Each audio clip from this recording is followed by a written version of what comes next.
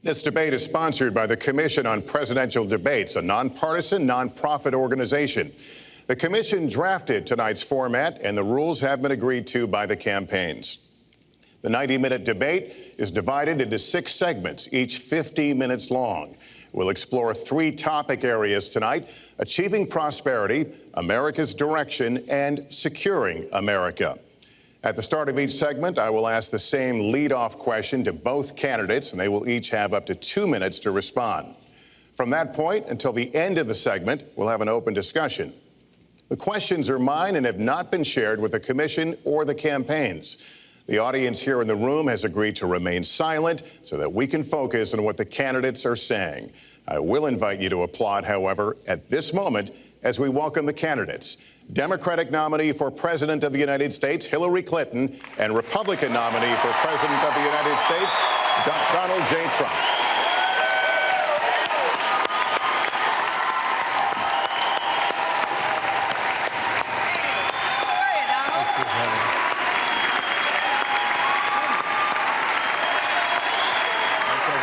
Good luck to you. Mr. Trump, good luck to you.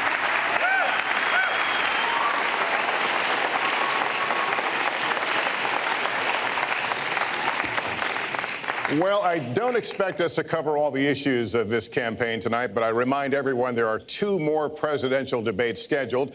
We are going to focus on many of the issues that voters tell us are most important, and we're going to press for specifics. I am honored to have this role, but this evening belongs to the candidates and just as important to the American people. Candidates, we look forward to hearing you articulate your policies and your positions, as well as your visions and your values. So, let's begin. We're calling this opening segment Achieving Prosperity, and central to that is jobs. There are 2 economic realities in America today. There's been a record 6 straight years of job growth, and new census numbers show incomes have increased at a record rate after years of stagnation. However, income inequality remains significant, and nearly half of Americans are living paycheck to paycheck. Beginning with you, Secretary Clinton, why are you a better choice than your opponent to create the kinds of jobs that will put more money into the pockets of American workers? Well, thank you, Lester, and thanks to Hofstra for hosting us. The central question in this election is really what kind of country we want to be and what kind of future we'll build together. Today is my granddaughter's 2nd birthday, so I think about this a lot. First, we have to build an economy that works for everyone, not just those at the top. That means we need new jobs, good jobs, with rising incomes. I want us to invest in you. I want us to invest in your future. That means jobs in infrastructure, in advanced manufacturing, in innovation and technology, clean renewable energy, and small business, because most of the new jobs will come from small business. We also have to make the economy fairer. That starts with raising the national minimum wage and also guarantee, finally, equal pay for women's work. I also want to see more companies do profit sharing. If you help create the profits, you should be able to share in them, not just the executives at the top.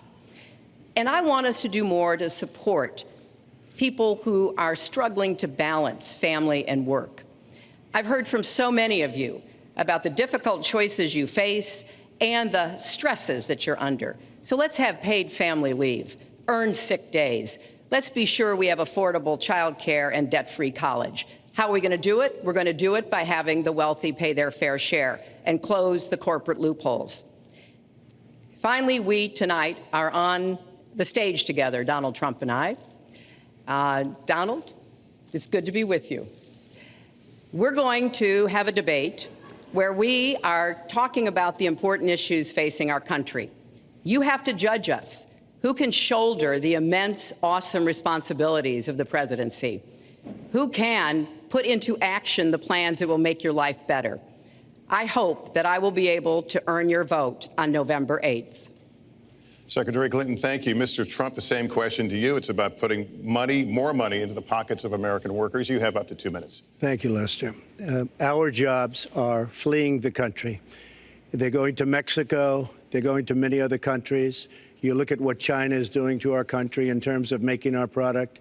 They're devaluing their currency, and there's nobody in our government to fight them. And we have a very good fight, and we have a winning fight, because they're using our country as a piggy bank to rebuild China.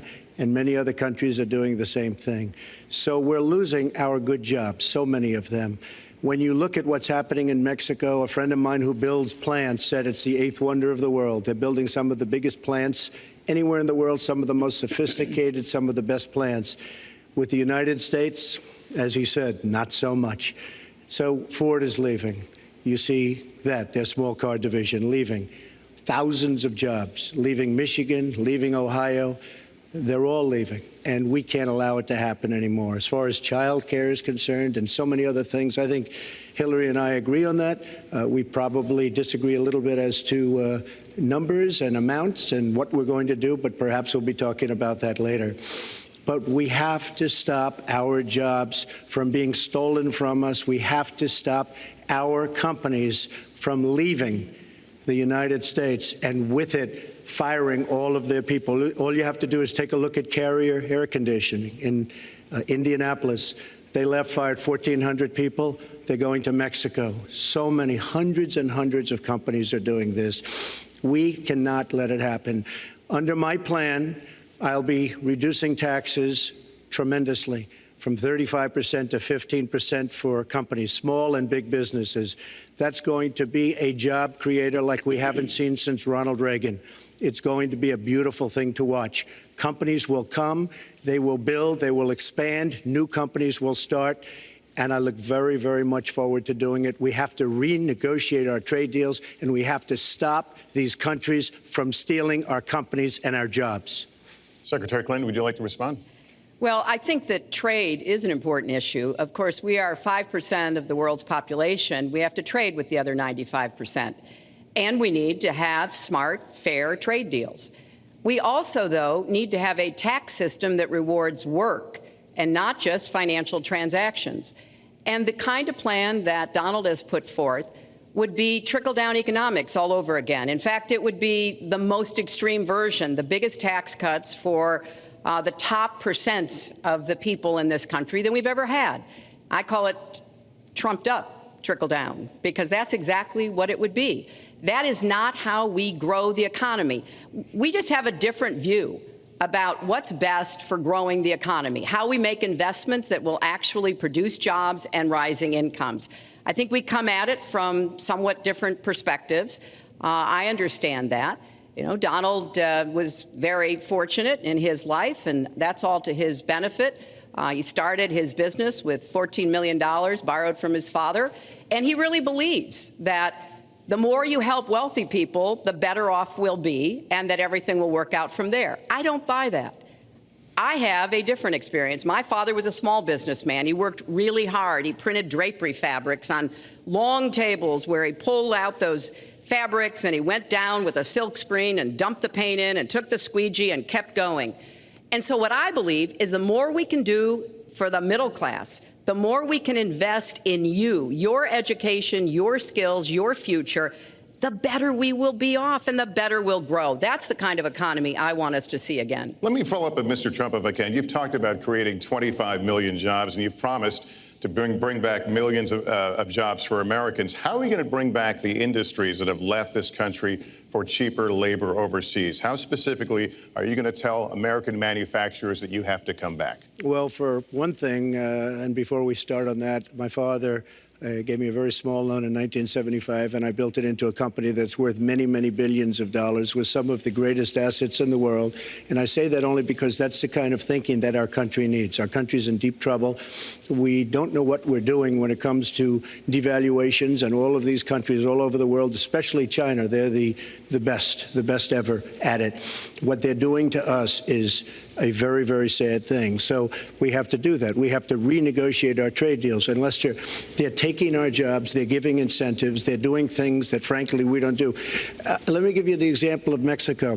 They have a VAT tax. We're in a different system. When we sell into Mexico, there's a tax. When they sell in automatic, 16% approximately. When they sell into us, there's no tax. It's a defective agreement. It's been defective for a long time, many years, but the politicians haven't done anything about it. Now, in all fairness to Secretary Clinton, yes, Is that okay? Good. I want you to be very happy. It's very important to me. But in all fairness to Secretary Clinton, when she started talking about this, it was really very recently. She's been doing this for 30 years. And why hasn't she made the agreements better?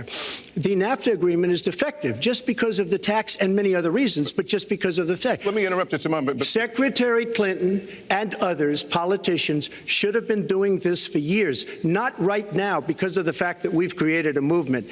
They should have been doing this for years. What's happened to our jobs and our country and our economy generally is, look, we owe $20 trillion. We cannot do it any longer, Lester. back to the question, though, how do you specifically bring back jobs? American manufacturers, how do you make them bring the jobs back? Well, the first thing you do is don't let the jobs leave. The companies are leaving. I could name, there are thousands of them. They're leaving, and they're leaving in bigger numbers than ever. And what you do is you say, fine, you want to go to Mexico or some other country, good luck. We wish you a lot of luck. But if you think you're going to make your air conditioners or your cars or your cookies or whatever you make and bring them into our country without a tax, you're wrong.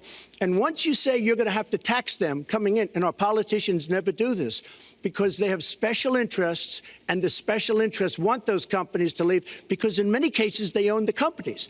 So what I'm saying is we can stop them from leaving. We have to stop them from leaving, and that's a big, big factor. Let me let Secretary Clinton get in there. Let's stop for a second and remember where we were 8 years ago. We had the worst financial crisis, the Great Recession, the worst since the 1930s. That was in large part because of tax policies that slashed taxes on the wealthy, failed to invest in the middle class, took their eyes off of Wall Street, and created a perfect storm. In fact, Donald was one of the people who rooted for the housing crisis. He said back in 2006, gee, I hope it does collapse because then I can go in and buy some and make some money. Well, it did collapse. That's called business, by the way. 9 million people lost their jobs. 5 million people lost their homes, and $13 trillion in family wealth was wiped out. Now, we have come back from that abyss, and it has not been easy. So we're now on the precipice of having a potentially much better economy. But the last thing we need to do is to go back to the policies that failed us in the first place. Independent experts have looked at what I've proposed and looked at what Donald's proposed, and basically they've said this, that if his tax plan, which would blow up the debt by over $5 trillion and would in some instances disadvantage middle-class families compared to the wealthy, were to go into effect, we would lose 3.5 million jobs and maybe have another recession.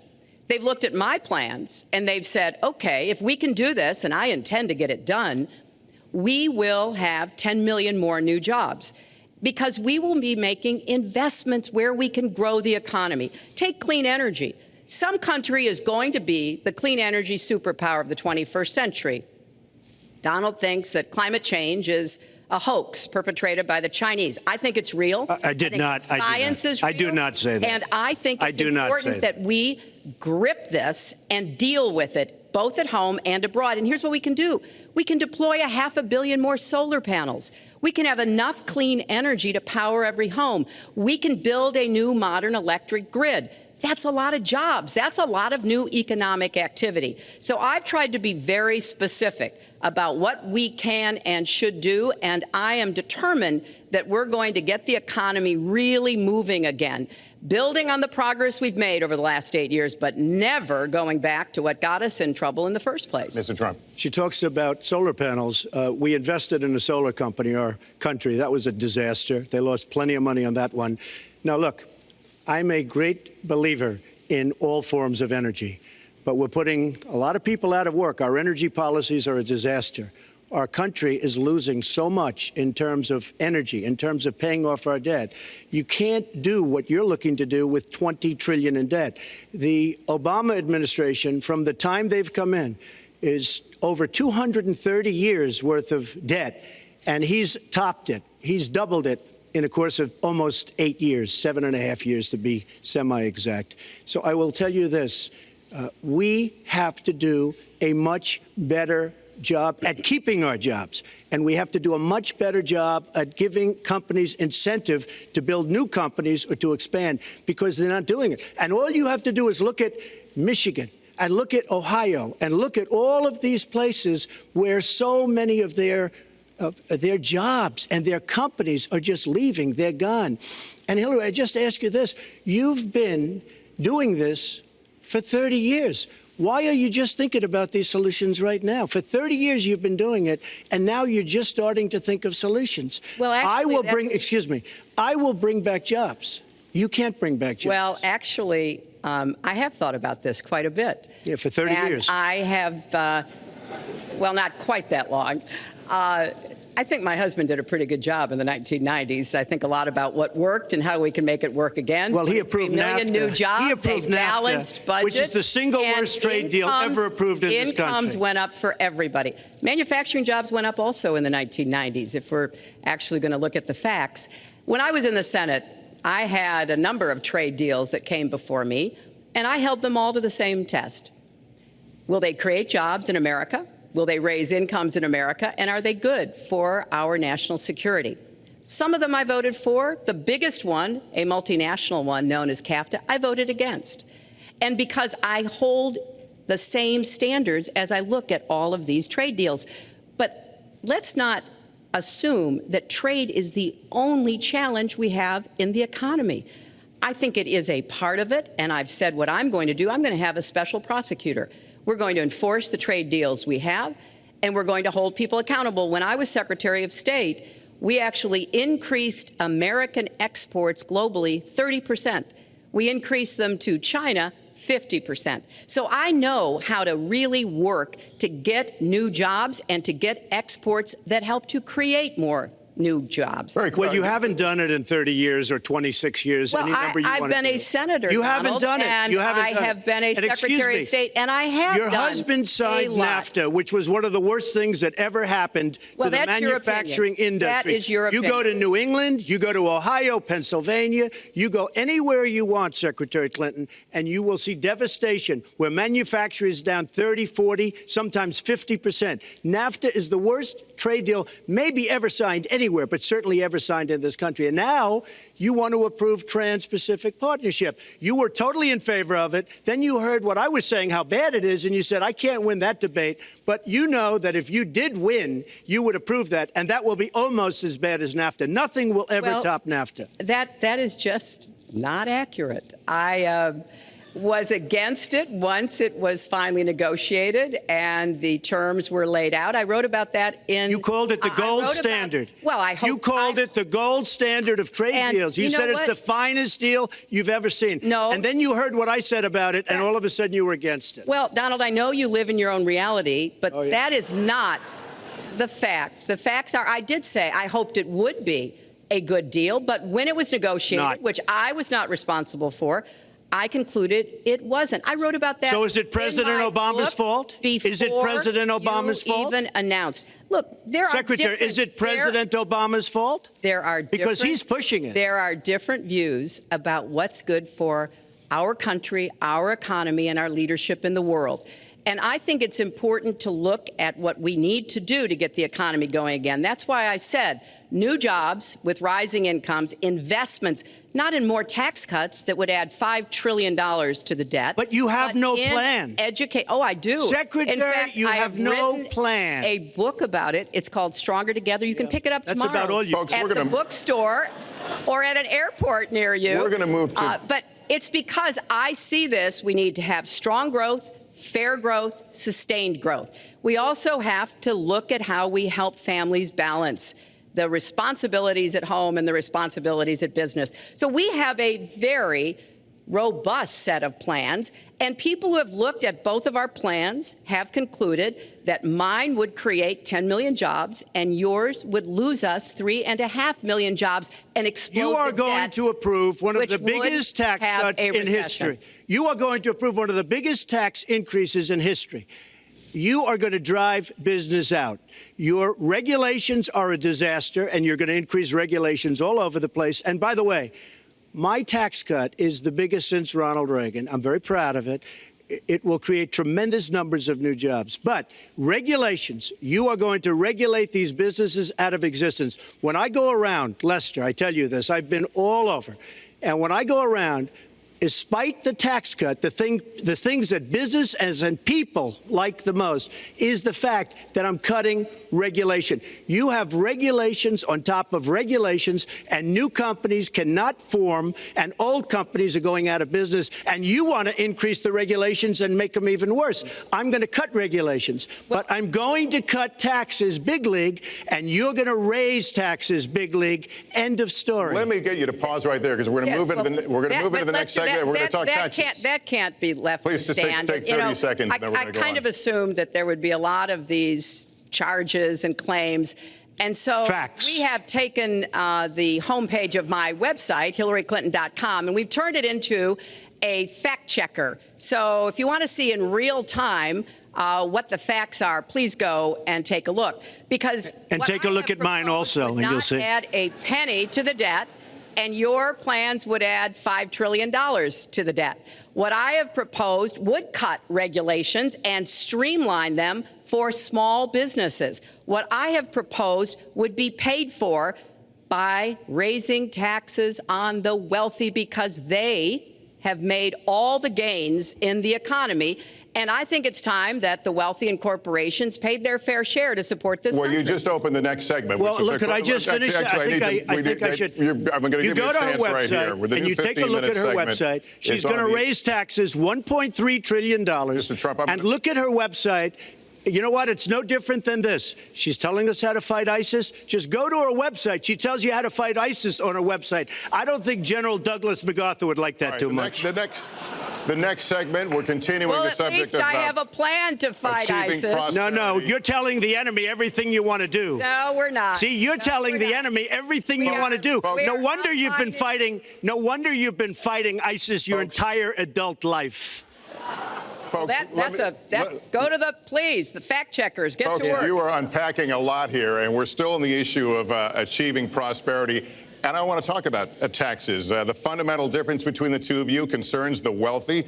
Secretary Clinton, you're calling for a tax increase in the wealthiest Americans. I'd like you to further defend that. And Mr. Trump, you're calling for tax cuts for the wealthy. I'd like you to defend that. And this next 2-minute answer goes to you, Mr. Trump. Well, I'm really calling for major jobs, because the wealthy are going to create tremendous jobs. They're going to expand their companies. They're going to do a tremendous job. I'm getting rid of the carried interest provision. And if you really look, it's not a tax. It's really not a great thing for the wealthy. It's a great thing for the middle class. It's a great thing for companies to expand. And when these people are going to put billions and billions of dollars into companies, and when they're going to bring $2.5 trillion back from overseas, where they can't bring the money back because politicians like Secretary Clinton won't allow them to bring the money back because the taxes are so onerous and the bureaucratic red tape. So what is so bad? So what they're doing is they're leaving our country, and they're, believe it or not, leaving because taxes are too high and because some of them have lots of money outside of our country. And instead of bringing it back and putting the money to work because they can't work out a deal to, and everybody agrees it should be brought back, instead of that, they're leaving our country to get their money because they can't bring their money back into our country because of bureaucratic red tape, because they can't get together, because we have a president that can't sit them around a table and get them to approve something. And here's the thing. Republicans and Democrats agree that this should be done. $2.5 trillion. I happen to think it's double that. It's probably $5 trillion that we can't bring into our country, Lester. And with a little leadership, you'd get it in here very quickly, and it could be put to use on the inner cities and lots of other things, and it would be beautiful. But we have no leadership. And honestly, that starts with Secretary Clinton. All right, you have 2 minutes on the same question to defend tax increases on the wealthiest Americans, Secretary Clinton. I have a feeling that by the end of this evening, I'm going to be blamed for everything that's ever happened. Why not? Why not? Yeah, why not? Just join the debate by saying more crazy things. Now, let me say there's nothing crazy about not letting our companies bring their money back into their country. This is Secretary Clinton's 2 minutes, please. Yeah, well, let's start the clock again, Lester. We've looked at your tax proposals. I don't see changes in the corporate tax rates or the kinds of proposals you're referring to that would cause the repatriation, bringing back of money that's stranded overseas. I happen to Then you support didn't read that. it. I happen to support that in a way that will actually work to our benefit. But when I look at what you have proposed, you have what is called now the Trump loophole, because it would so advantage you and the business you do. You've proposed an approach that has a $4 billion tax benefit for your family. And when you look at what you are proposing, how much for my family? It is, Lester, as I said, trumped up trickle down. Trickle down did not work. It got us into the mess we were in 2008 and 9. Slashing taxes on the wealthy hasn't worked. And a lot of really smart, wealthy people know that. And they are saying, hey, we need to do more to make the contributions we should be making to rebuild the middle class. I don't think top-down works in America. I think building the middle class, investing in the middle class, making college debt-free so more young people can get their education, helping people refinance their debt from college at a lower rate. Those are the kinds of things that will really boost the economy. Broad-based, inclusive growth is what we need in America, not more advantages for people at the very top. Mr. Trump, typical politician, all talk, no action, sounds good, doesn't work, never going to happen. Our country is suffering because people like Secretary Clinton have made such bad decisions in terms of our jobs and in terms of what's going on. Now, look, we have the worst revival of an economy since the Great Depression. And believe me, we're in a bubble right now. And the only thing that looks good is the stock market. But if you raise interest rates even a little bit, that's going to come crashing down. We are in a big, fat, ugly bubble. And we better be awfully careful. And we have a Fed that's doing political things. This Janet Yellen of the Fed is doing political by keeping the interest rates at this level.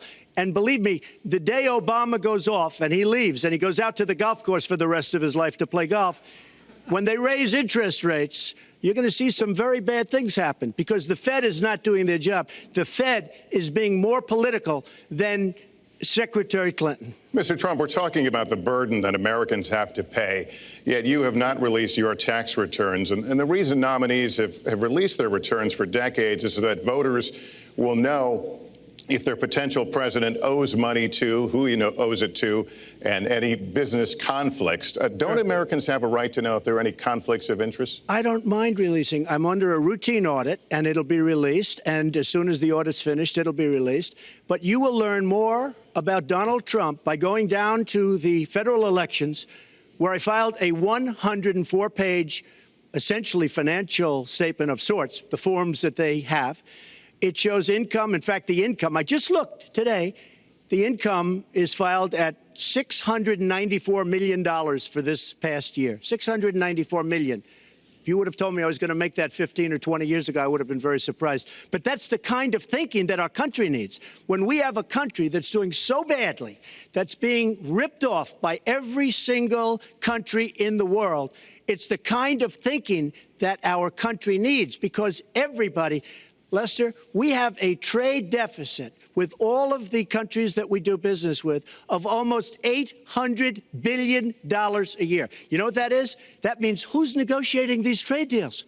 We have people that are political hacks negotiating our trade deals. The IRS says an audit of your taxes, you're perfectly free to release your taxes during an audit. And so the question, does the public's right to know outweigh your personal? Well, I told you, I will release them as soon as the audit. Look, I've been under audit almost for 15 years. I know a lot of wealthy people that have never been audited. I said, do you get audited? I get audited almost every year. And in a way, I should be complaining. I'm not even complaining. I don't mind it. It's almost become a way of life. I get audited by the IRS, but other people don't. I will say this. We have a situation in this country that has to be taken care of. I will release my tax returns against my lawyer's wishes when she releases her 33,000 emails that have been deleted. As soon as she releases them, I will release my tax returns, and that's against My lawyers, they say, don't do it. I will tell you this. No, in fact, watching shows, reading the papers, almost every lawyer says, you don't release your returns until the audit's complete. When the audit's complete, I'll do it. But I would go against them if she releases her email. So it's negotiable? It's not negotiable. No, let her release the email. Why did she delete 33,000? Well, I'll let her ask that, but let me just admonish the audience one more time. There was an agreement. We did ask you to be silent, so it would be helpful for us. Secretary Clinton. Well, I think you've just seen another example of bait and switch here. For 40 years, everyone running for president has released their tax returns. You can go and see nearly, I think, 39, 40 years of our tax returns, but everyone has done it. We know the IRS has made clear there is no prohibition on releasing it when you're under audit. So you've got to ask yourself, why won't he release his tax returns? And I think there may be a couple of reasons. First, maybe he's not as rich as he says he is. Second, maybe he's not as charitable as he claims to be. Third, we don't know all of his business dealings, but we have been told through investigative reporting that he owes about $650 million to Wall Street and foreign banks. Or maybe he doesn't want the American people, all of you watching tonight, to know that he's paid nothing in federal taxes, because the only years that anybody's ever seen were a couple of years when he had to turn them over to state authorities when he was trying to get a casino license, and they showed he didn't pay any federal income tax. So if he's paid zero, that means zero for troops, zero for vets, zero for schools or health. And I think probably he's not all that enthusiastic about having the rest of our country see what the real reasons are, because it must be something really important, even terrible, that he's trying to hide.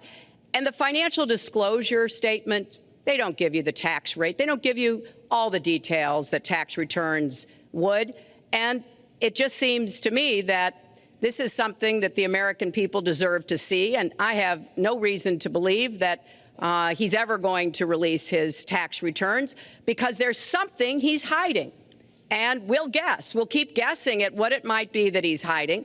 But I think the question is, were he ever to get near the White House, what would be those conflicts? Who does he owe money to? Well, he owes you the answers to that, and he should provide them. He also raised the issue of your emails. Do you want to respond to that?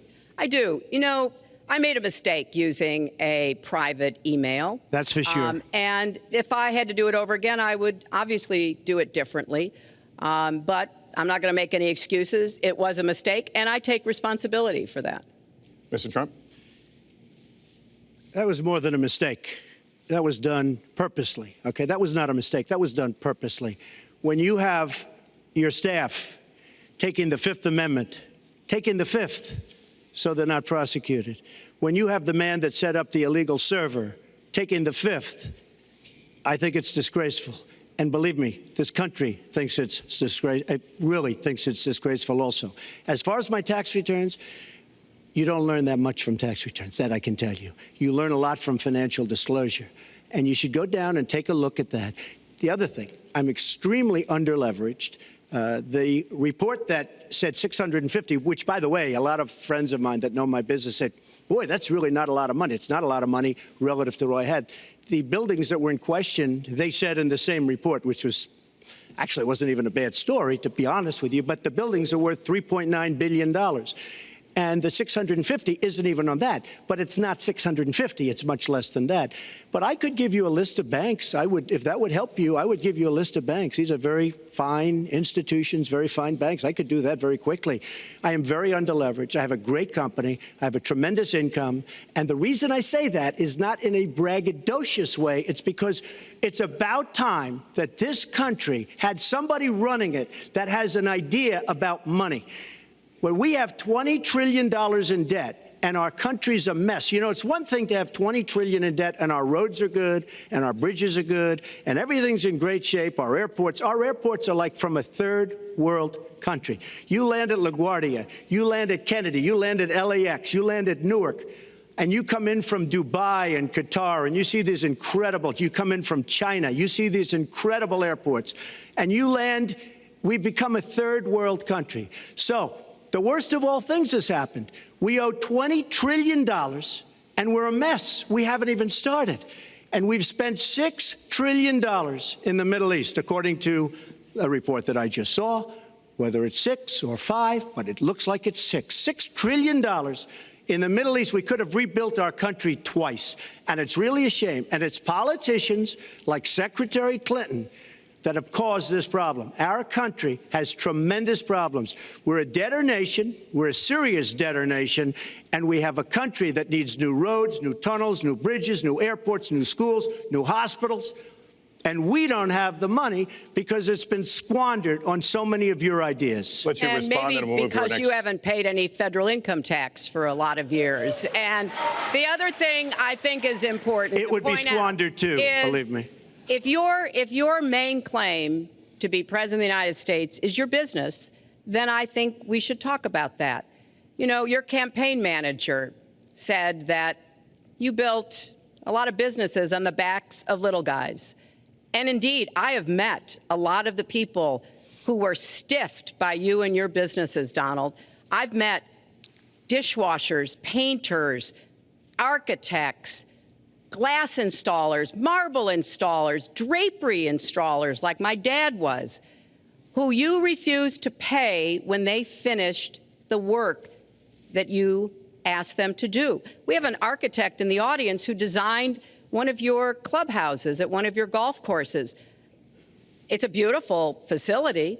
It immediately was put to use, and you wouldn't pay what the man needed to be paid, what he was charging you. Maybe he didn't do a good job, and I was unsatisfied with his work, which our country should do too. The thousands of people that you have stiffed over the course of your business not deserve some kind of apology from someone who has taken their labor, taken the goods that they produced, and then refused to pay them? I can only say that I'm certainly relieved that my late father never did business with you. He provided a good middle-class life for us, but the people he worked for, he expected the bargain to be kept on both sides. And when we talk about your business, you've taken business bankruptcy 6 times. There are a lot of great business people that have never taken bankruptcy once. You call yourself the king of debt. You talk about leverage. You even at one time suggested that you would try to negotiate down the national debt of the United States. Well, sometimes there's not a direct transfer of skills from business to government, but sometimes what happened in business would be really bad for government. Let's let Mr. And Trump we need to be very clear about that. Look, it's all words. It's all sound bites. I built an unbelievable company, some of the greatest assets anywhere in the world, real estate assets anywhere in the world, beyond the United States, in Europe, lots of different places. It's an unbelievable company. But on occasion, 4 times, we used certain laws that are there. And when Secretary Clinton talks about people that didn't get paid, first of all, they did get paid a lot, but taking advantage of the laws of the nation. Now, if you want to change the laws, you've been there a long time, change the laws. But I take advantage of the laws of the nation because I'm running a company. My obligation right now is to do well for myself, my family, my employees, for my companies. And that's what I do. But what she doesn't say is the tens of thousands of people that are unbelievably happy and that love me. I'll give you an example. We're just opening up on Pennsylvania Avenue, right next to the White House. So if I don't get there one way, I'm going to get to Pennsylvania Avenue another.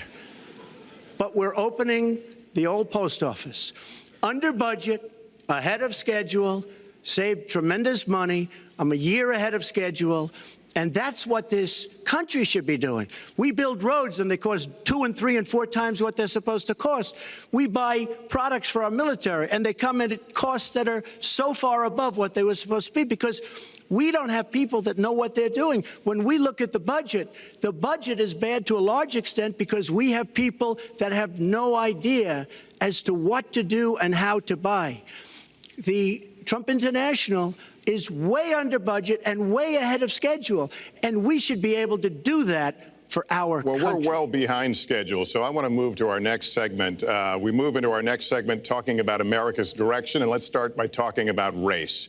The share of Americans who say race relations are bad in this country is the highest it's been in decades, much of it amplified by shootings of African Americans by police, as we've seen recently in Charlotte and Tulsa. Race has been a big issue in this campaign, and one of you is going to have to bridge a very wide and bitter gap. So how do you heal the divide? Secretary Clinton, you get 2 minutes on this. Well, you're right.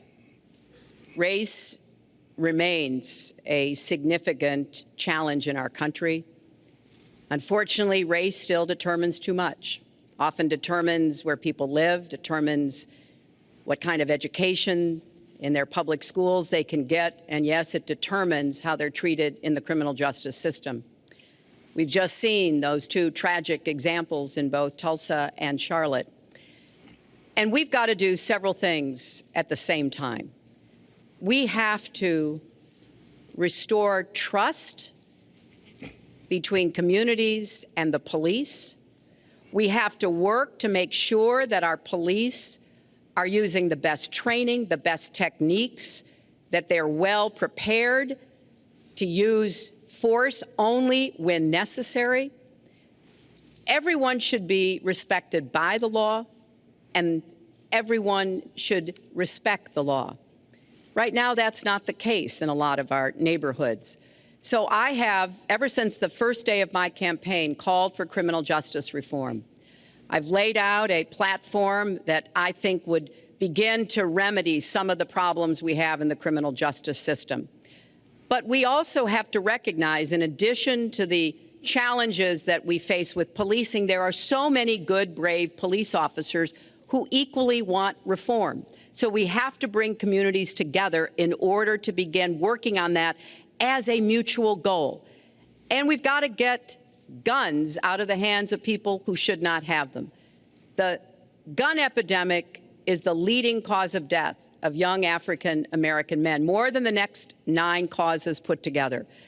So we have to do 2 things, as I said. We have to restore trust. We have to work with the police. We have to make sure they respect the communities and the communities respect them. And we have to tackle the plague of gun violence, which is a big contributor to a lot of the problems that we're seeing today. All right, Mr. Trump, you have 2 minutes. How do you heal the divide? Well, first of all, Secretary Clinton doesn't want to use a couple of words, and that's law and order. And we need law and order. If we don't have it, we're not going to have a country. And when I look at what's going on in Charlotte, a city I love, a city where I have investments, when I look at what's going on throughout various parts of our country, whether it's, I mean, I can just keep naming them all day long. We need law and order in our country. And I just got today, as you know, the endorsement of the Fraternal Order of Police. We just came in. We have endorsements from, I think, almost every police group, a large percentage of them in the United States. We have a situation where we have our inner cities, African Americans, Hispanics, are living in hell because it's so dangerous. You walk down the street, you get shot.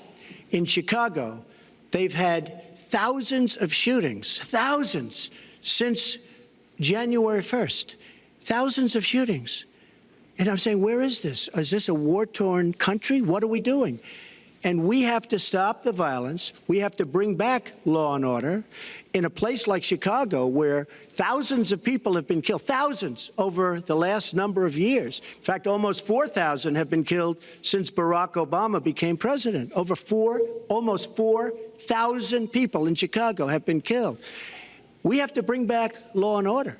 Now, whether or not in a place like Chicago you do stop and frisk, which worked very well, Mayor Giuliani is here, it worked very well in New York, it brought the crime rate way down. But you take the gun away from criminals that shouldn't be having it. We have gangs roaming the street, and in many cases, they're illegally here, illegal immigrants, and they have guns, and they shoot people. And we have to be very strong, and we have to be very vigilant. We have to know what we're doing. Right now, our police, in many cases, are afraid to do anything. We have to protect our inner cities because African-American communities are being decimated by crime. Your 2 minutes has expired, but I do want to follow up. Stop and frisk was ruled unconstitutional in New York because it largely singled out Black and Hispanic young men. No, you're wrong. It went before a judge who was a very against police judge. It was taken away from her, and our mayor, our new mayor, refused to go forward with the case. They would have won an appeal. If you look at it throughout the country, there are many places where the argument is that it's a form of racial profiling. No, the argument is that we have to take the guns away from these people that have them and that are bad people that shouldn't have them. These are felons. These are people that are bad people that shouldn't be. When you have 3,000 shootings in Chicago from January 1st, when you have 4,000 people killed in Chicago by guns from the beginning of the presidency of Barack Obama, his hometown, you have to have stop and frisk. You need more police. You need a better community relation. You don't have good community relations in Chicago. It's terrible. I have property there. It's terrible what's going on in Chicago. But when you look, and Chicago's not the only, you go to Ferguson, you go to so many different places. You need better relationships. I agree with Secretary Clinton on this. You need better relationships between the communities and the police, because in some cases it's not good. But you look at Dallas, where the relationships were really studied. The relationships were really a beautiful thing. And then 5 police officers were killed one night very violently. So there's some bad things going on, some really bad things. Secretary Clinton, but we need, Lester, we need law and order. And we need law and order in the inner cities, because the people that are most affected by what's happening are African American and Hispanic people. And it's very unfair to them what our politicians are allowing to happen. Secretary Clinton. Well, I've heard Donald say this at his rallies, and it's really unfortunate that he paints such a dire, negative picture of Black communities in our country. Oh. You know, the vibrancy of the Black church, the Black businesses that employ so many people, the opportunities that so many families are working to provide for their kids. There's a lot that we should be proud of and we should be supporting and lifting up. But we do always have to make sure we keep people safe. There are the right ways of doing it, and then there are ways that are ineffective. Stop and frisk was found to be unconstitutional, and in part because it was ineffective. It did not do what it needed to do. Now, I believe in community policing, and in fact, violent crime is 1/2 of what it was in 1991. Property crime is down 40%. We just don't want to see it creep back up. We've had 25 years of very good cooperation, but there were some problems, some unintended consequences. Too many young African American and Latino men ended up in jail for nonviolent offenses, and it's just a fact that if you're a young African American man and you do the same thing as a young white man, you are more likely to be arrested, charged, convicted, and incarcerated. So we've got to address the systemic racism in our criminal justice system.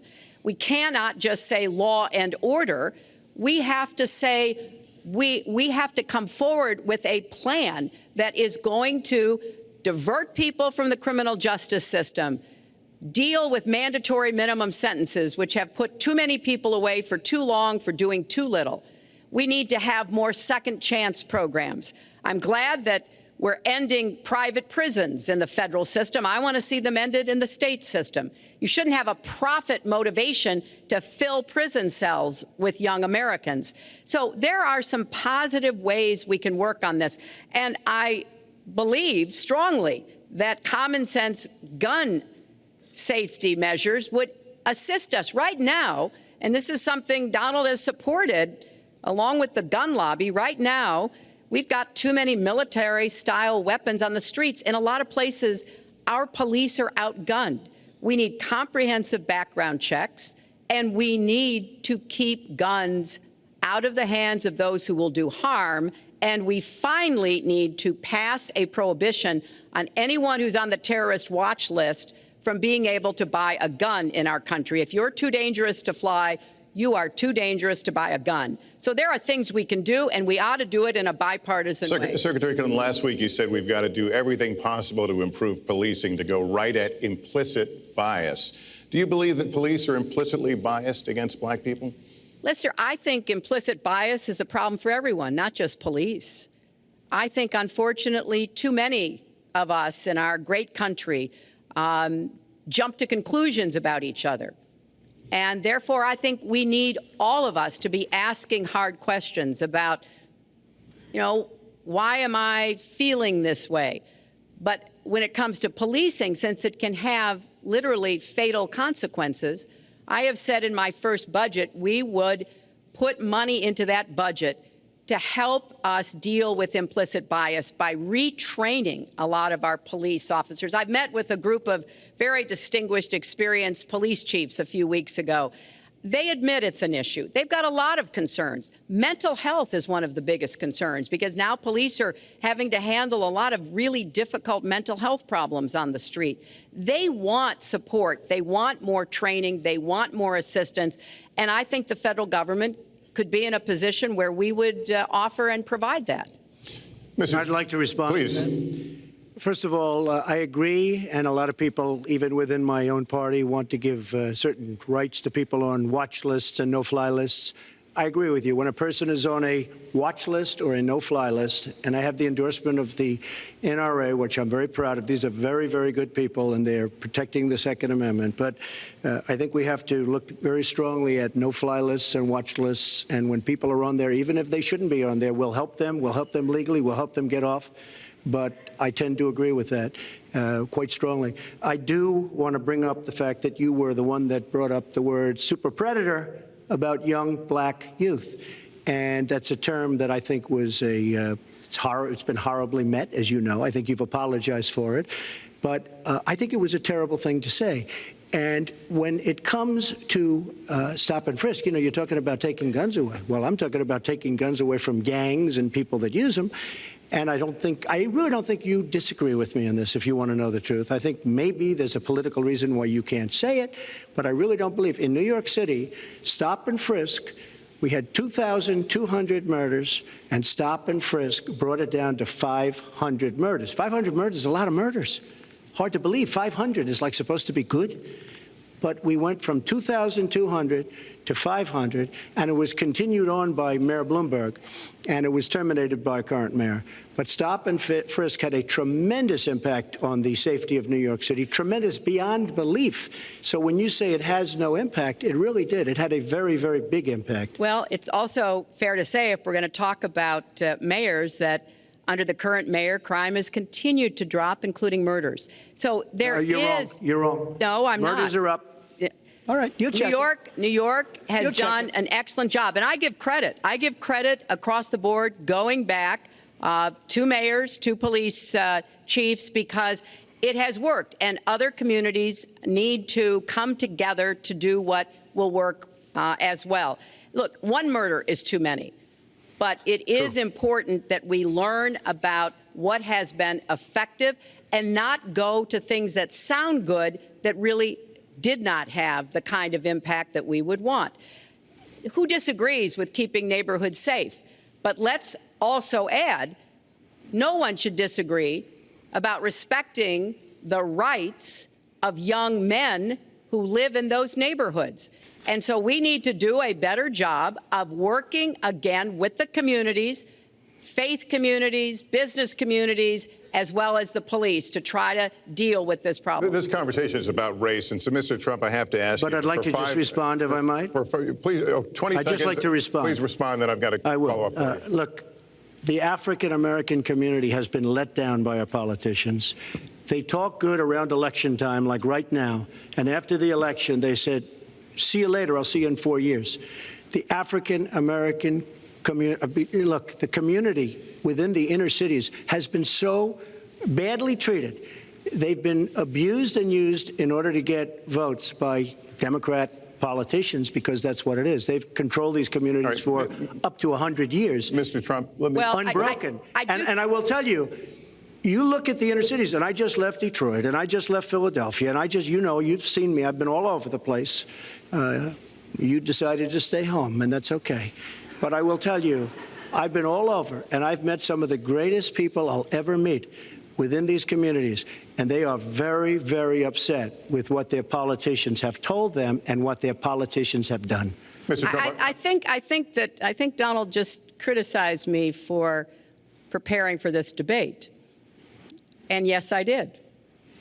And you know what else I prepared for? I prepared to be president. And I think that's a good thing. Mr. Trump, for 5 years, you perpetuated a false claim that the nation's first black president was not a natural-born citizen. You questioned his legitimacy. In the last couple of weeks, you acknowledged what most Americans have accepted for years: the president was born in the United States. Can you tell us what took you so long? I'll tell you just very simple to say. Sidney Blumenthal works for the campaign and very close friend of Secretary Clinton. And her campaign manager, Patty Doyle, went to, during the campaign, her campaign against President Obama, fought very hard. And you can go look it up and you can check it out. And if you look at CNN this past week, Patty Solis Doyle was on Wolf Blitzer saying that this happened. Blumenthal sent McClatchy, highly respected reporter at McClatchy, to Kenya to find out about it. They were pressing it very hard. She failed to get the birth certificate. When I got involved, I didn't fail. I got him to give the birth certificate. So I'm satisfied with it, and I'll tell you why I'm satisfied with it. That was because I want to get on to defeating ISIS, because I want to get on to creating jobs, because I want to get on to having a strong border, because I want to get on to things that are very important to me and that are very important to the country. I'll let you respond. That's important, but I just want to get the answer here. The birth certificate was produced in 2011. You continued to tell the story and question the president's legitimacy in 2012, 13, 14, 15, as recently as January. So the question is, what changed your mind? Well, nobody was pressing it. Nobody was caring much about it. I figured you'd ask the question tonight, of course, but nobody was caring much about it. But I was the one that got him to produce the birth certificate, and I think I did a good job.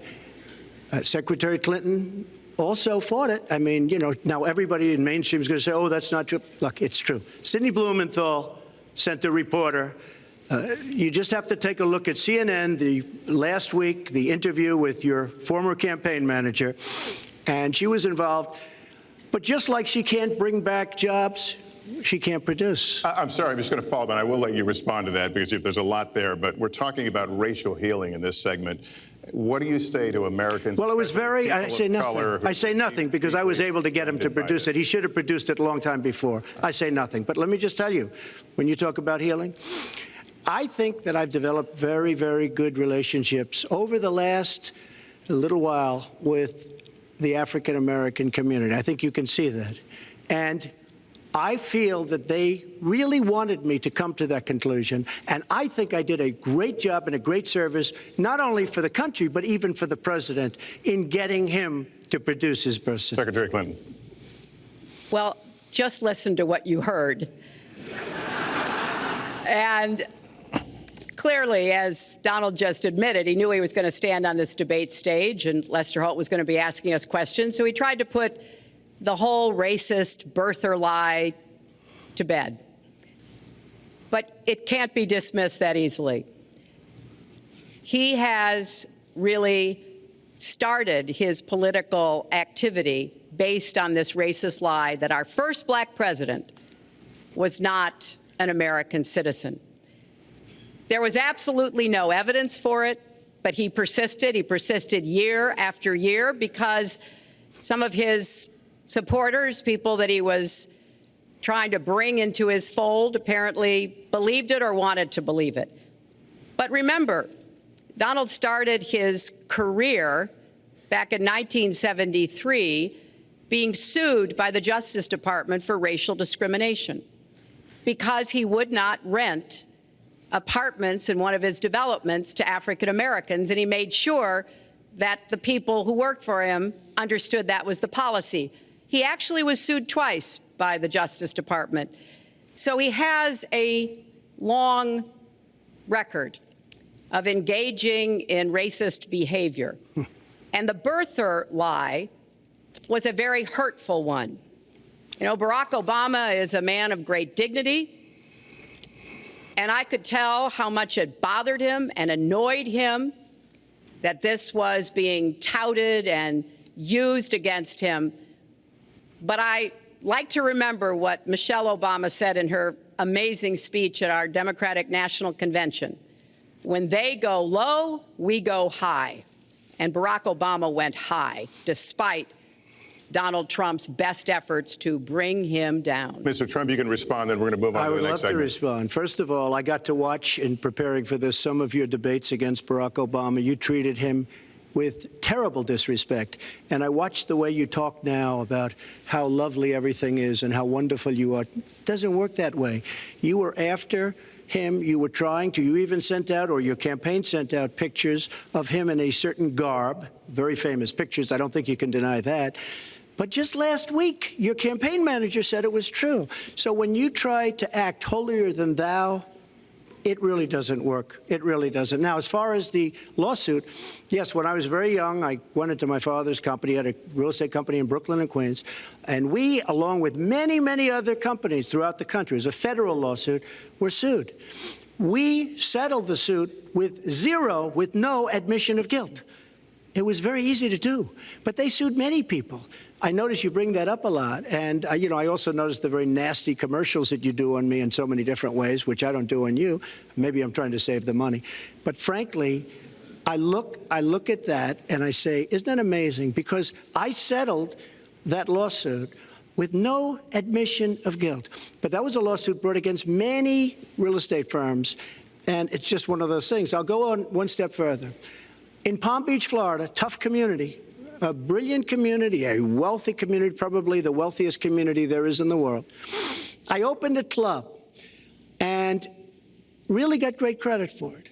No discrimination against African Americans, against Muslims, against anybody. And it's a tremendously successful club, and I'm so glad I did it. And I have been given great credit for what I did, and I'm very, very proud of it. And that's the way I feel. That is the true way I feel. Our next segment is called Securing America. We want to start with a 21st century war happening every day in this country. Our institutions are under cyber attack, and our secrets are being stolen. So my question is, who's behind it, and how do we fight it? Secretary Clinton, this answer goes to you. Well, I think cybersecurity, cyber warfare will be one of the biggest challenges facing the next president, because clearly we're facing at this point two different kinds of adversaries. There are the independent hacking groups that do it mostly for commercial reasons, to try to steal information that they then can use to make money.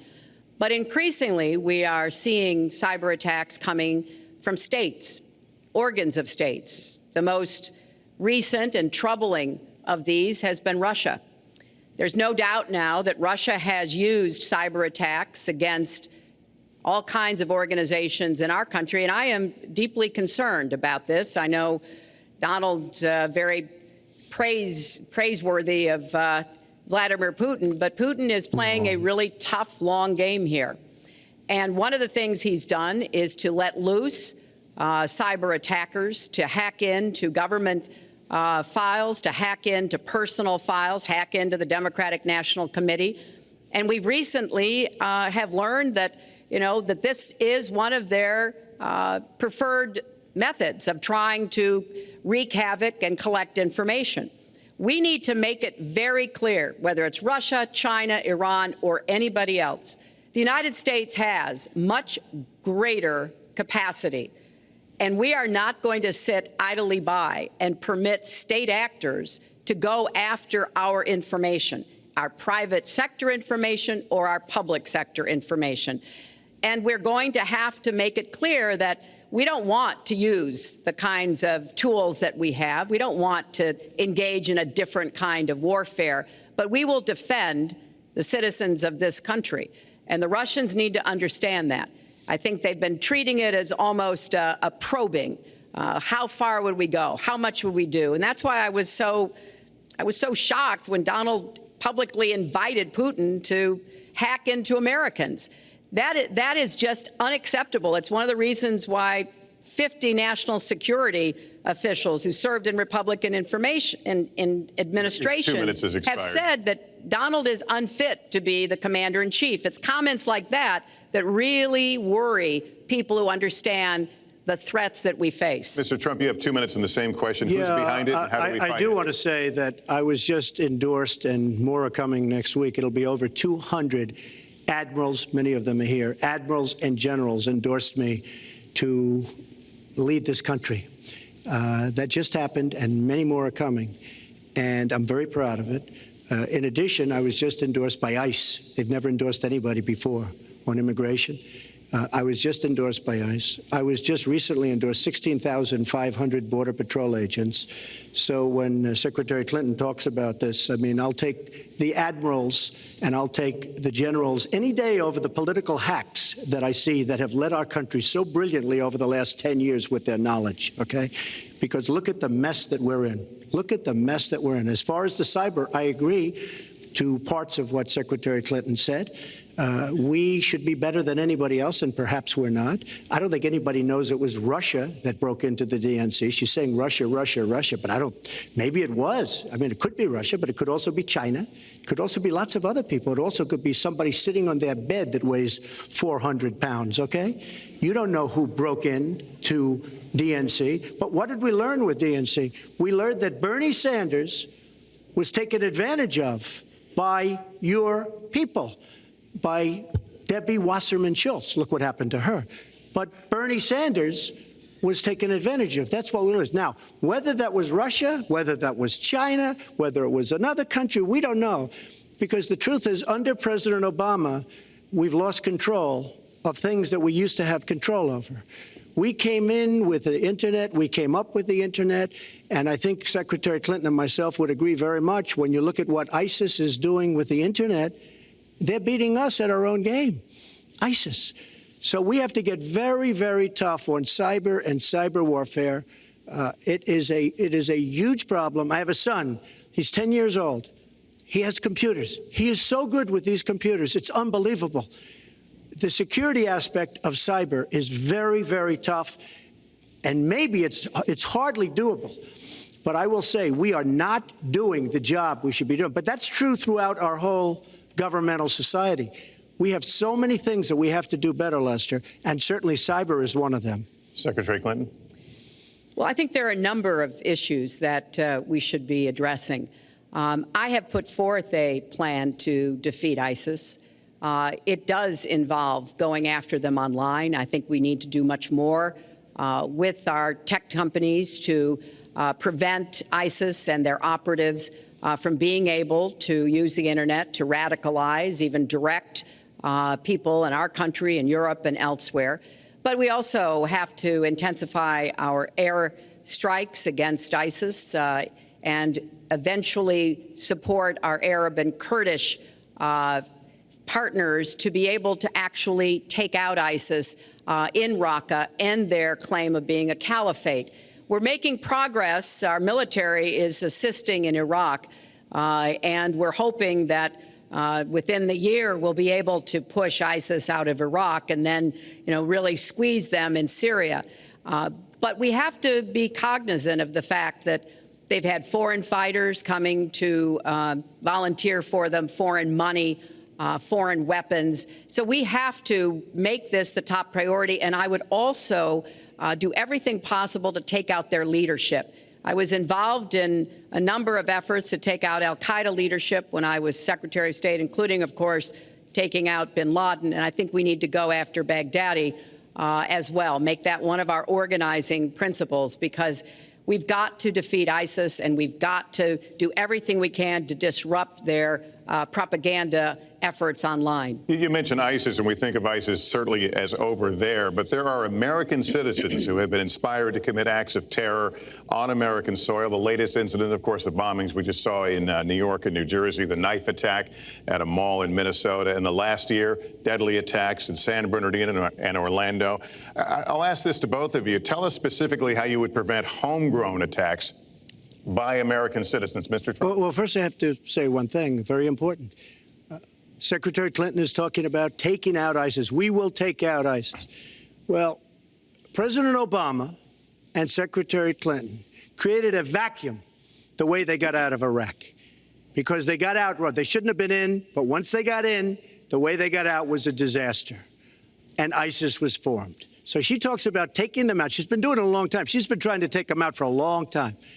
But they wouldn't have even been formed if they left some troops behind, like 10,000 or maybe something more than that. And then you wouldn't have had them. Or, as I've been saying for a long time, and I think you'll agree because I said it to you once, had we taken the oil, and we should have taken the oil, ISIS would not have been able to form either, because the oil was their primary source of income. And now they have the oil all over the place, including the oil, a lot of the oil in Libya, which was another one of her disasters. Secretary Clinton. Well, I hope the fact checkers are turning up the volume and really working hard. Donald supported the invasion of Iraq. Wrong. That is absolutely wrong. Proved over and over again. Wrong. He actually advocated for the actions we took in Libya and urged that Gaddafi be taken out after actually doing some business with him one time. But the larger point, he says this constantly, is George W. Bush made the agreement about when American troops would leave Iraq, not Barack Obama. And the only way that American troops could have stayed in Iraq is to get an agreement from the then Iraqi government that would have protected our troops. And the Iraqi government would not give that. But let's talk about the question you asked, Lester. The question you asked is, what do we do here in the United States? That's the most important part of this. How do we prevent attacks? How do we protect our people? And I think we've got to have an intelligence surge where we are looking for every scrap of information. I was so proud of law enforcement in New York, in Minnesota, in New Jersey. You know, they responded so quickly, so professionally to the attacks that occurred by Rahami. And they brought him down. And we may find out more information because he is still alive, which may prove to be an intelligence benefit. So we've got to do everything we can to vacuum up intelligence from Europe, from the Middle East. That means we've got to work more closely with our allies. And that's something that Donald has been very dismissive of.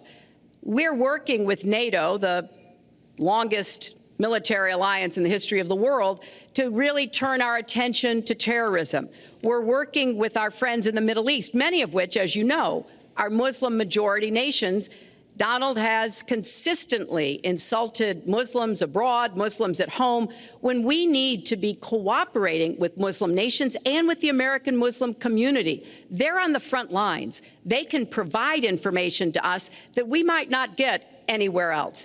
They need to have close working cooperation with law enforcement in these communities, not be alienated and pushed away, as some of Donald's rhetoric, unfortunately, has led to. Mr. Well, I'd have to respond. Please respond. The Secretary said very strongly about working with. We've been working with them for many years.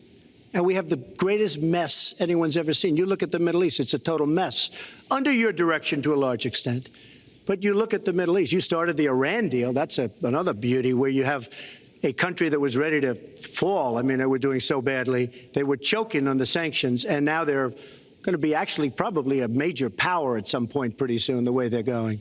But when you look at NATO, I was asked on a major show, what do you think of NATO? Now, you have to understand, I'm a business person. I did really well, but I have common sense. And I said, well, I'll tell you, I haven't given lots of thought to NATO, but two things. Number one, the 28 countries of NATO, many of them aren't paying their fair share. Number two, and that bothers me because we should be, yes, we're defending them and they should at least be paying us what they're supposed to be paying, by treaty and contract. And number two, I said, and very strongly, NATO could be obsolete because, and I was very strong on this, and it was actually covered very accurately in the New York Times, which is unusual for the New York Times, to be honest. But I said they do not focus on terror. And I was very strong, and I said it numerous times. And about 4 months ago, I read on the front page of the Wall Street Journal that NATO is opening up a major terror division. And I think that's great. And I think we should get, because we pay approximately 73% of the cost of NATO. It's a lot of money to protect other people. But I'm all for NATO. But I said they have to focus on terror also. And they're going to do that. And that was, believe me, I'm sure I'm not going to get credit for it, but that was largely because of what I was saying and my criticism of NATO. I think we have to get NATO to go into the Middle East with us, in addition to surrounding nations, and we have to knock the hell out of ISIS, and we have to do it fast. When ISIS formed in this vacuum created by Barack Obama and Secretary Clinton, and believe me, you were the ones that took out the troops. Not only that, you named the day. They couldn't believe it. They sat back probably and said, I can't believe it. They said, no, wait a minute. We've covered when they formed, this is something that never should have happened. It should have never happened. Now, you're talking about taking out ISIS, but you were there and you were Secretary of State when it was a little infant. Now it's in over 30 countries. And you're going to stop them? I don't think so. Mr. Trump, a lot of these are judgment questions. You had supported the war in Iraq before the invasion. What makes your judgment? I did not support the war in Iraq. 2002. That is a mainstream media nonsense put out by her, because she, frankly, I think the best person in her campaign is mainstream media. My question is, since you would you like to hear? Why is your the war. Wait a minute. I was against the war in Iraq, just so you put it out. The record shows otherwise. The record does not show that. Why is your judgment? The record shows that I'm right. When I did an interview with Howard Stern, very lightly, first time anyone's asked me that, I said, very lightly, I don't know, maybe, who knows, essentially.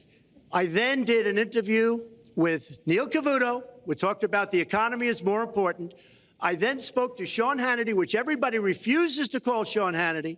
I had numerous conversations with Sean Hannity at Fox, and Sean Hannity said, and he called me the other day, and I spoke to him about it. He said, you were totally against the war, because he was for the war. Why is your judgment better than... And that was before the war started. Sean Hannity said very strongly to me and other people, he's willing to say, but nobody wants to call him, I was against the war. He said, you used to have fights with me because Sean was in favor of the war. And I understand that side also, not very much, because we should have never been there. But nobody called Sean Hannity. And then they did an article in a major magazine shortly after the war started, I think in 2004, but they did an article which had me totally against the war in Iraq. And one of your compatriots said, you know, whether it was before or right after, Trump was definitely, because if you read this article, there's no doubt. But if somebody, and I'll ask the press, if somebody would call up Sean Hannity, this was before the war started, he and I used to have arguments about the war. I said it's a terrible and a stupid thing. It's going to destabilize the Middle East, and that's exactly what it's done. It's been a disaster. My reference was to what you had said in 2002, and my question was, why is your judgment any different than Mrs. Clinton? Well, I have much better judgment than she does. There's no question about that. I also have a much better temperament than she has. You know, I have a much better. She spent, let me tell you, she spent hundreds of millions of dollars on an advertising. You know, they get Madison Avenue into a room, they put names. Oh, temperament, let's go after. I think my strongest asset, maybe by far, is my temperament. I have a winning temperament. I know how to win. She does not know how to win. Clinton. Wait. The AFL-CIO the other day, behind the blue screen, I don't know who you were talking to, Secretary Clinton, but you were totally out of control. I said, there's a person with a temperament that's got a problem. Secretary Clinton. Woo, okay. Let's talk about two important issues that were briefly mentioned by Donald. First, NATO. You know, NATO, as a military alliance, has something called Article 5, and basically it says this: an attack on one is an attack on all. And do you know the only time it's ever been invoked? After 9/11, when the 28 nations of NATO said that they would go to Afghanistan with us to fight terrorism, something that they still are doing by our side. With respect to Iran, when I became Secretary of State, Iran was weeks away from having enough nuclear material to form a bomb. They had mastered the nuclear fuel cycle under the Bush administration. They had built covert facilities. They had stocked them with centrifuges that were whirling away. And we had sanctioned them. I voted for every sanction against Iran when I was in the Senate, but it wasn't enough. So I spent a year and a half putting together a coalition that included Russia and China to impose the toughest sanctions on Iran. And we did drive them to the negotiating table. And my successor, John Kerry, and President Obama got a deal that put a lid on Iran's nuclear program without firing a single shot. That's diplomacy. That's coalition building. That's working with other nations. The other day, I saw Donald saying that there were some Iranian sailors on a ship in the waters off of Iran, and they were taunting American sailors who were on a nearby ship. He said, you know, if they taunted our sailors, I'd blow them out of the water and start another war. That's not good judgment. That is not the right temperament to be commander-in-chief, to be taunted. And the worst part of what we've heard Donald say has been about nuclear weapons. He has said repeatedly that he didn't care if other nations got nuclear weapons, Japan, South Korea, even Saudi Arabia. It has been the policy of the United States, Democrats and Republicans, to do everything we could to reduce the proliferation of nuclear weapons. He even said, well, you know, if there were a nuclear war in East Asia, well, you know, that's fine. You know, have a good time, folks. And in fact, his cavalier attitude about nuclear weapons is so deeply troubling. That is the #1 threat we face in the world, and it becomes particularly threatening if terrorists ever get their hands on any nuclear material.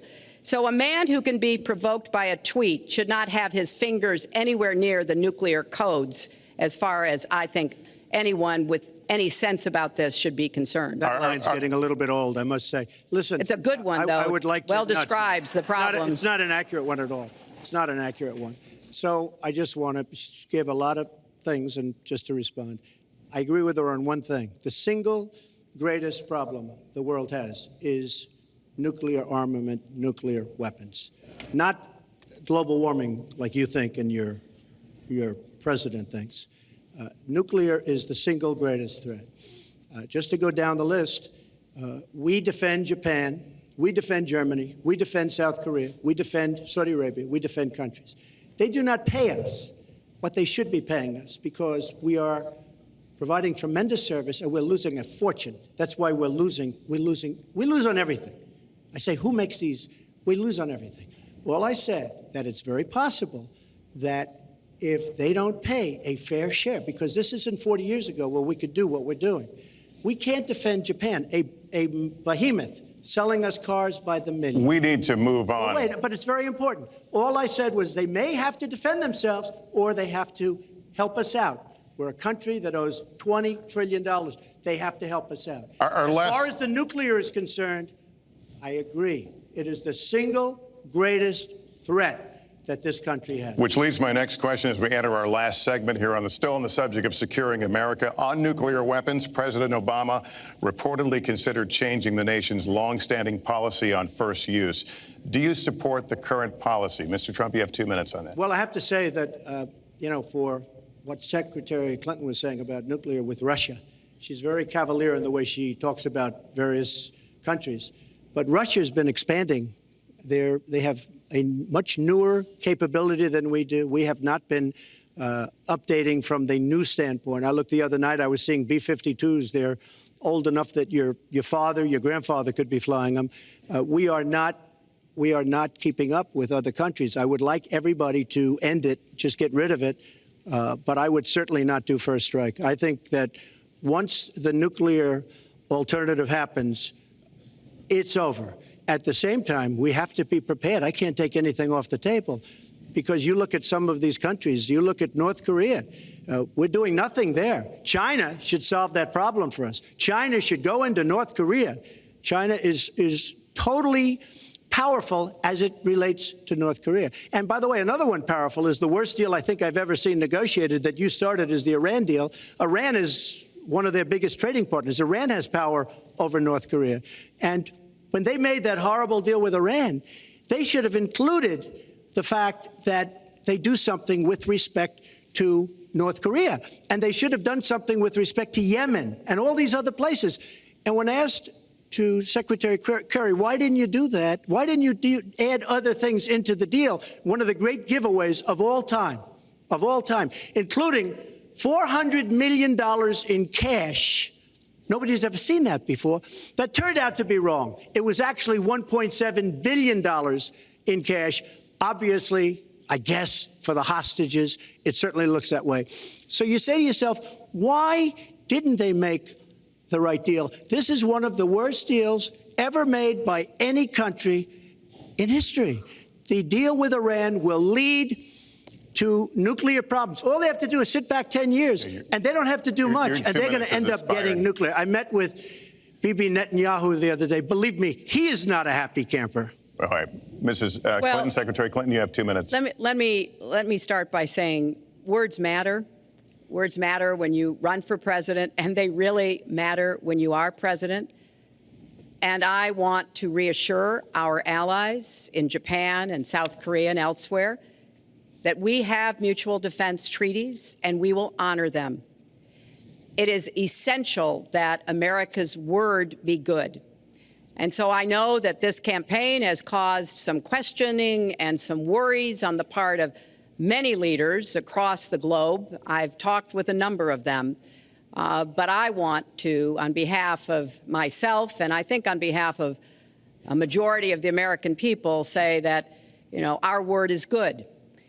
It's also important that we look at the entire global situation. There's no doubt that we have other problems with Iran, but personally, I'd rather deal with the other problems having put that lid on their nuclear program than still to be facing that. And Donald never tells you what he would do. Would he have started a war? Would he have bombed Iran? If he's going to criticize a deal that has been very successful in giving us access to Iranian facilities that we never had before, then he should tell us what his alternative would be. But it's like his plan to defeat ISIS. He says it's a secret plan, but the only secret is that he has no plan. So we need to be more precise in how we talk about these issues. People around the world follow our presidential campaigns so closely, trying to get hints about what we will do. Can they rely on us? Are we going to lead the world with strength and in accordance with our values? That's what I intend to do. I intend to be a leader of our country that people can count on, both here at home and around the world, to make decisions that will further peace and prosperity, but also stand up to bullies, whether they're abroad or at home. We cannot let those who would try to destabilize the world, to interfere with American interests and security, to be given any opportunities at all. Is expired. Let's do one thing I'd like to say. Very quickly. I will go very quickly, but I will tell you that Hillary will tell you to go to her website and read all about how to defeat ISIS, which she could have defeated by never having it, get going in the first place. Right now, it's getting tougher and tougher to defeat them because they're in more and more places, more and more states, more and more nations. Mr. Trump. And it's a big problem. And as far as Japan is concerned, I want to help all of our allies. But we are losing billions and billions of dollars. We cannot be the policeman of the world. We cannot protect countries all over the world where they're not paying us what we need. We have just a few final questions. She doesn't say that because she's got no business ability. We need heart. We need a lot of things. But you have to have some basic ability. And sadly, she doesn't have that. All of the things that she's talking about could have been taken care of during the last 10 years, let's say, while she had great power, but they weren't taken care of. And if she ever wins this race, they won't be taken care of. Mr. Trump, this year, Secretary Clinton became the first woman nominated for president by a major party. Earlier this month, you said she doesn't have, quote, a presidential look. She's standing here right now. What did you mean by that? She doesn't have the look. She doesn't have the stamina. I said she doesn't have the stamina. And I don't believe she does have the stamina. To be president of this country, you need tremendous stamina. The quote was, I just don't think she has a presidential look. Wait a minute, Leslie, you asked me a question. Did you ask me a question? You have to be able to negotiate our trade deals. You have to be able to negotiate, that's right, with Japan, with Saudi Arabia. I mean, can you imagine we're defending Saudi Arabia, and with all of the money they have, we're defending them and they're not paying? All you have to do is speak to them. Wait, you have so many different things you have to be able to do, and I don't believe that Hillary has the stamina. Let's let her respond. Well, as soon as he travels to 112 countries and negotiates a peace deal, a ceasefire, a release of dissidents, an opening of new opportunities in nations around the world, or even spends 11 hours testifying in front of a congressional committee, he can talk to me about stamina. The world, let me tell you, Hillary has experience, but it's bad experience. We have made so many bad deals during the last, so she's got experience, that I agree, but it's bad experience. Whether it's the Iran deal that you're so in love with, where we gave them $150 billion back, whether it's the Iran deal, whether it's anything you can name, you almost can't name a good deal. I agree. She's got experience, but it's bad experience. And this country can't afford to have another 4 years of that kind of experience. We are at the final question. One thing, Lester, is, you know, he tried to switch from looks to stamina. But this is a man who has called women pigs, slobs, and dogs, and someone who has said pregnancy is an inconvenience to employers, who has said women don't deserve equal pay unless they do as good a job as men. And one of the worst things he said was about a woman in a beauty contest. He loves beauty contests, supporting them and hanging around them. And he called this woman Miss Piggy. Then he called her Miss Housekeeping because she was Latina. Donald, she has a name. Where did you find her this? name is Alicia Machado. Where did you find and it? she has become a U.S. citizen, and you can bet she's going to vote this November. Okay, good. Let me just tell you. Mr. Trump, we'll just take 10 seconds, and then we're going to have the final question. Hillary is hitting me with tremendous commercials. Some of it said in entertainment. Some of it said somebody who's been very vicious to me, Rosie O'Donnell. I said very tough things to her, and I think everybody would agree that she deserves it, and nobody feels sorry for her. But you want to know the truth? I was going to say something extremely rough to Hillary, to her family, and I said to myself, I can't do it. I just can't do it. It's inappropriate. It's not nice. But she spent hundreds of millions of dollars on negative ads on me, many of which are absolutely untrue. They're untrue, and they're misrepresentations. And I will tell you this, Lester, it's not nice, and I don't deserve that. But it's certainly not a nice thing that she's done. It's hundreds of millions of ads, and the only gratifying thing is I saw the polls come in today, and with all of that money, over $200 million is spent, and I'm either winning or tied, and I've spent practically nothing. One of you will not win this election. So my final question to you tonight, are you willing to accept the outcome as the will of the voters? Secretary Clinton? Well, I support our democracy. And sometimes you win, sometimes you lose. But I certainly will support the outcome of this election. And I know Donald's trying very hard to plant doubts about it, but I hope the people out there understand this election's really up to you. It's not about us so much as it is about you and your families and the kind of country and future you want. So I sure hope you will get out and vote as though your future depended on it, because I think it does. Mr. Trump, very quickly, the same question. Will you accept the outcome as the will of the voters? I want to make America great again. We are a nation that is seriously troubled. We're losing our jobs. People are pouring into our country. The other day, we were deporting 800 people, and perhaps they passed the wrong button, they pressed the wrong button, or perhaps, worse than that, it was corruption. But these people that we were going to deport for good reason ended up becoming citizens. And it was 800, and now it turns out it might be 1,800, and they don't even know. Will you accept Look, the outcome here's of the the election? story. I want to make America great again. I'm going to be able to do it. I don't believe Hillary will. The answer is, if she wins, I will absolutely support her. All right. Well, that is going to do it for us. That concludes our debate for this evening, a spirited one. We covered a lot of ground, not everything, as I suspected we would. The next presidential debates are scheduled for October 9th at Washington University in St. Louis and October 19th at the University of Nevada, Las Vegas. The conversation will continue. A reminder, the vice presidential debate is scheduled for October 4th at Longwood University in Farmville, Virginia. My thanks to Hillary Clinton and to Donald Trump and to Hofstra University for hosting us tonight. Good night, everyone.